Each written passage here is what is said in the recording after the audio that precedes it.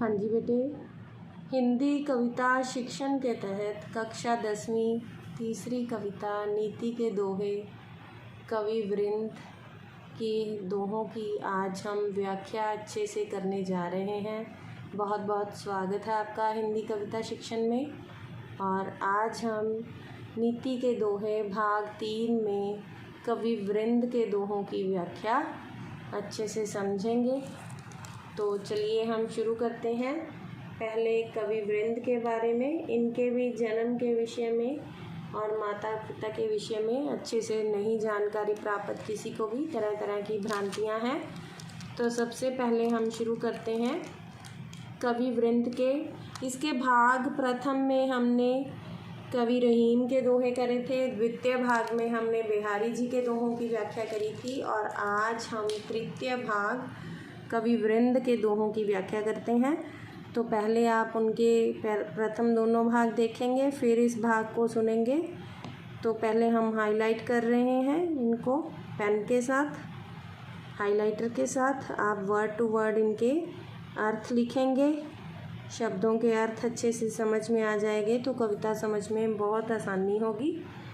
तो पहले करत करत अभ्यास के, जड़ मतलब मूर्ख, होत सुजान, सुजान का भाव हुआ बेटे बुद्धिमान, कि बार बार अभ्यास करने से, अभ्यास का अर्थ हुआ प्रयास, कोशिश, बार बार अभ्यास करने से, प्रयास करने से मूर्ख भी क्या हो जाता है, बुद्धिमान बन जाता है। भाव यह है कि अगर हम किसी एक ही बात की बार बार प्रैक्टिस करेंगे, बार बार कोशिश करते रहेंगे तो हमें सफलता ज़रूर मिलेगी। तो उन्होंने यहाँ पर कहा है कि बार बार कोशिश करने पर तो मूर्ख भी बुद्धिमान बन जाता है। रसरी आवत जाते, यहाँ पर उन्होंने उदाहरण किसके दिए, रस्सी की। रस्सी बार बार आगे और पीछे करने से, आवत जाते बार बार आगे पीछे घिसने से। सिल पर परत निशान, सिल का भाव है बेटे पत्थर, पत्थर पर क्या पड़ जाते हैं, निशान पड़ जाते हैं। निशान का अर्थ हुआ निशान, कि बार बार अगर हम किसी पत्थर पर भी रस्सी घिसेंगे तो पत्थर पर भी निशान पड़ जाते हैं। इसी तरह अगर हम बार बार किसी मूर्ख को भी किसी चीज़ का अभ्यास करवाएंगे तो वो भी एक दिन क्या है, बुद्धिमान बन जाता है। तो यहाँ कवि ने क्या कहा है, मनुष्य को हमेशा अभ्यास करते रहना चाहिए, कोशिश करते रहना चाहिए, जिससे कि मनुष्य एक दिन सफलता ज़रूर प्राप्त कर सकता है। तो हमारा दूसरा दोहा, जिसमें कवि रहीम क्या कहते हैं, हाईलाइट करते हैं पहले। फेर न हवै है कपट सो, जो कीजे व्यापार, जैसे हांडी काठ की चढ़े न दूजी बार। ठीक है बेटे, तो इसकी व्याख्या के लिए हम वर्ड टू वर्ड पहले मीनिंग लिखते हैं। फेर का अर्थ हुआ दोबारा, जैसे हम बोलते हैं ना फिर से, दोबारा से। हवै होता है, हवै है होता है, फिर से नहीं होता है। क्या नहीं होता है, कपट, कपट का भाव हुआ छल, छल दोबारा से नहीं हो सकता। जो कीजे व्यापार, ऐसा कार्य जो एक बार कर ले दोबारा से वैसे नहीं कर सकता, क्योंकि दोबारा से तो दूसरे बंदे को समझ ही आ जाएगा कि ये हमारे साथ छल या कपट कर रहा है। तो कपट का व्यवहार किसी के साथ एक ही बार हो सकता है, दोबारा से नहीं हो सकता। उदाहरण किसकी दी है, काठ की हांडी की, लकड़ी की, जिसमें वो बर्तन जिसमें हम खाना पकाते हैं। अगर हम लकड़ी की हांडी को आग पर चढ़ाएंगे, आग पर रखेंगे तो यह सिर्फ एक ही बार रखी जाएगी, क्योंकि दोबारा रखने से पहले तो यह जल जाएगी। चढ़े न दूजी बार, दोबारा से आग पर यह चढ़ाई नहीं जा सकती। तो देखिए कितना अच्छा उदाहरण दिया है कवि ने कि छल और कपट का। इसकी पूरे की व्याख्या क्या हुई कि छल और कपट का व्यवहार आप किसी के साथ सिर्फ एक बार कर सकते हैं, यह दोबारा नहीं किया जा सकता, क्योंकि सामने वाले को आपके छल और कपट का पता लग जाता है, समझ आ जाती है। उदाहरण देते हुए कहते हैं कि लकड़ी की जो हांडी है वो आग पर सिर्फ एक ही बार चढ़ाई जा सकती है, दोबारा नहीं चढ़ाई जा सकती। ठीक इसी तरह छल और कपट का व्यवहार किसी के साथ एक बार किया जा सकता है, दोबारा नहीं किया जा सकता। तीसरा दोहा बेटे इसका, मधुर वचन ते जात मिठ, उत्तम जन अभिमान, तनिक शीत जल सो मिटे, जैसे दूध उफान। क्या इसका अर्थ हुआ? अर्थ लिखेंगे हम। बड़े अच्छे उदाहरण दिए हैं वृंद जी ने। क्या दिया है? मधुर वचन मतलब मीठे शब्दों से, मीठे वचन बोलने से जात मिट जाते हैं। क्या मिट जाते हैं? उत्तम जन अभिमान, अच्छे मनुष्यों के, सर्वोत्तम मनुष्यों के, जो अपने आप को बहुत अच्छा समझते हैं, ऐसे मनुष्य का घमंड है वो ख़त्म हो जाता है। अगर कोई घमंडी मनुष्य आपसे लड़ाई या झगड़ा करने की कोशिश करे तो सामने से अगर आप मीठे वचन बोले तो उसका सारा घमंड चकनाचूर हो जाएगा। अगर हम सामने से लड़ाई करेंगे तो लड़ाई बढ़ जाएगी। अगर हम सामने से मीठे वचन बोलेंगे, मधुर वचन बोलेंगे, तो जो घमंडी मनुष्य का घमंड है वो ख़त्म हो जाएगा। वो समझ जाएगा कि मैं गलत ढंग से बात कर रहा हूँ।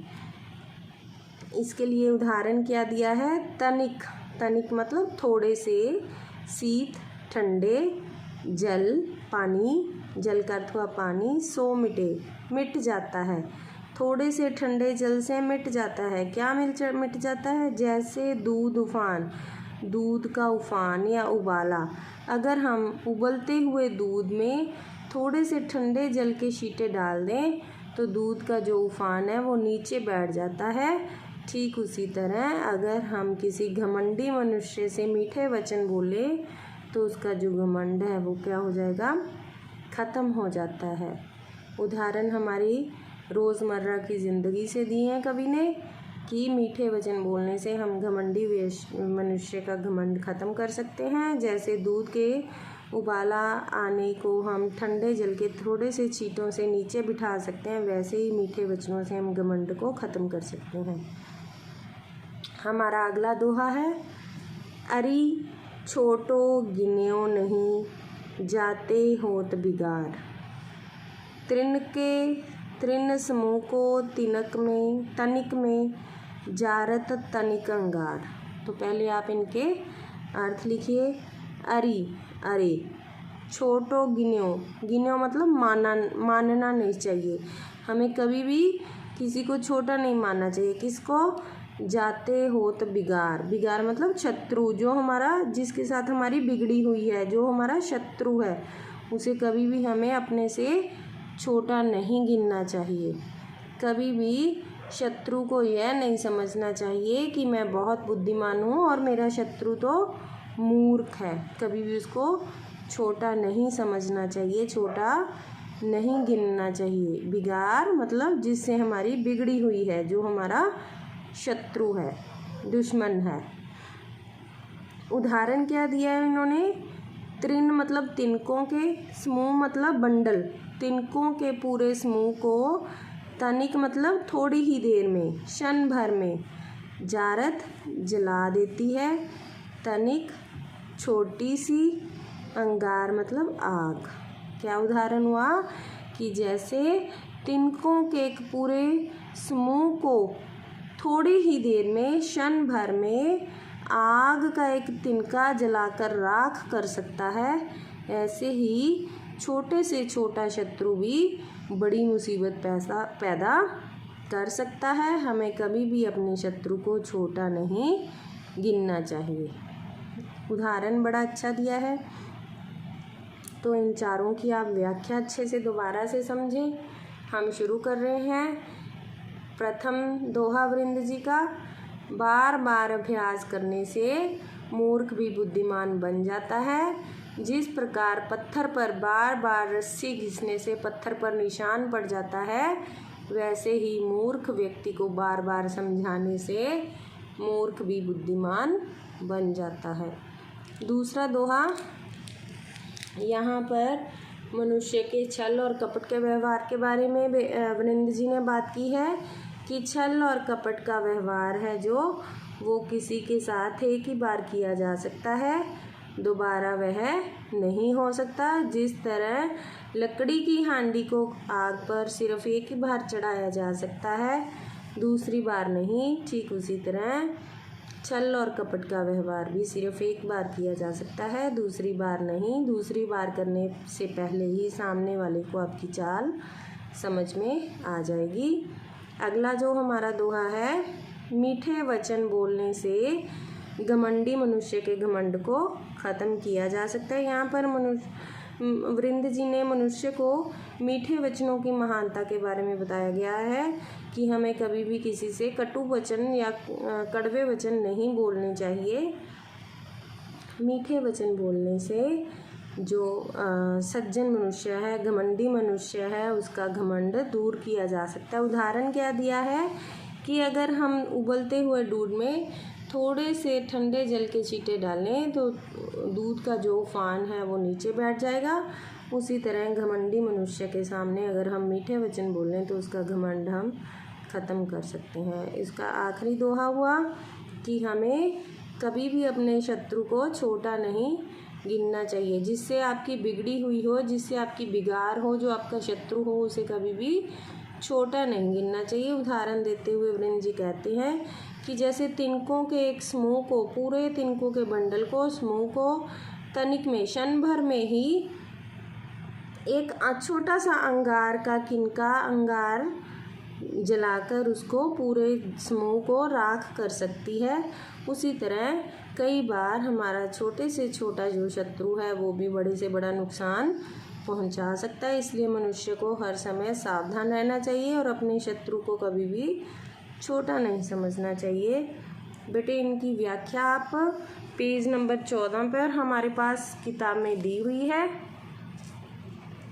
वृंद जी के सभी दोहों की यहाँ व्याख्या दी हुई है। पहले आप इस वीडियो को अच्छे से समझेंगे। जब आपको इसके भाग 4 में इनकी व्याख्या, प्रसंग विशेष लिखवाए जाएंगे, प्रश्न उत्तर लिखवाए जाएंगे, तो आप इसकी व्याख्या यहाँ से लिखेंगे। पेज नंबर 14 आपकी पाठ्य पुस्तक हिंदी की, तो यहाँ से आप व्याख्या देखेंगे। पर उससे पहले आप मेरी वीडियो को अच्छे से सुनेंगे। समझ नहीं आने पर आप इसको पूछ भी सकते हैं, समझ भी सकते हैं। वीडियो को लाइक, शेयर और सब्सक्राइब करना नहीं भूलें। धन्यवाद।